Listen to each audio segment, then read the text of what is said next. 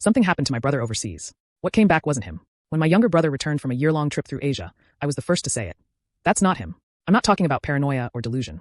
I'm not mentally ill, and I know how strange this sounds. But the boy who got off that plane, he wasn't my brother. Not really. My brother, 20M, had taken a gap year to find himself by backpacking through Vietnam and Laos with a few friends. It wasn't exactly a shock that he stayed out of contact. We were never close, and he's always been more of a mama's boy.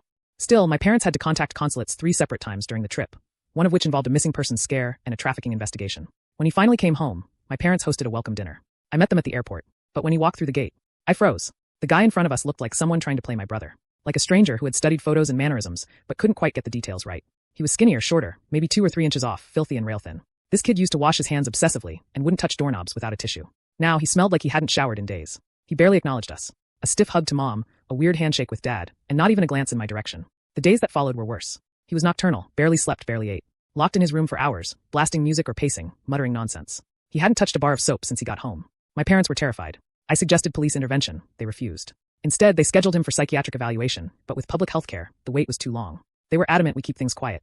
My mother looked haunted. Still shaken, I privately ordered a DNA test. My wife thought I was spiraling, but I had to know. Was this trauma, addiction, or something worse? Then my mother told me what really happened during his trip.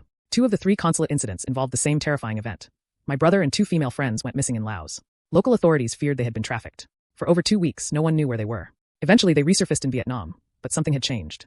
No one ever got a straight answer about what happened during that time. Now back home, things spiraled. I begged my parents to install cameras and put door stops in their bedroom. They agreed, finally, and also said they would pay for private psychiatric treatment. We scheduled the intake, and the next night he vanished. He left during the night, slipped out quietly. My parents didn't notice until morning. We lived near the Swiss border, in a semi-rural town. My brother had no car, no money, and no plan. We had no idea where he could have gone. Despite my instincts, my parents refused to involve the police. It would make things worse, they said. But in my gut, I knew we were out of time. We searched for days. And then 4 days later, we found him. Dead. I still can't believe I'm writing that. We don't know the cause yet. But I believe something broke inside him while he was gone. Maybe it was drugs. Maybe it was trauma. Maybe it was the silent burden of something he couldn't tell anyone. I wish I could say I'm surprised. But when I saw the state he came home in, some part of me knew this was inevitable. In a strange way, I've been grieving him since that airport. I like to think that the brother I knew, the bright, gentle, anxious boy who washed his hands too much, died in Vietnam. And whatever came back was just the shell, catching up to the truth. My parents are shattered. They feel like the last 20 years were wasted. But I don't. My brother lit up every room he walked into. He had a laugh that could break tension in an instant. Even if those memories are painful now, they still matter. He still matters.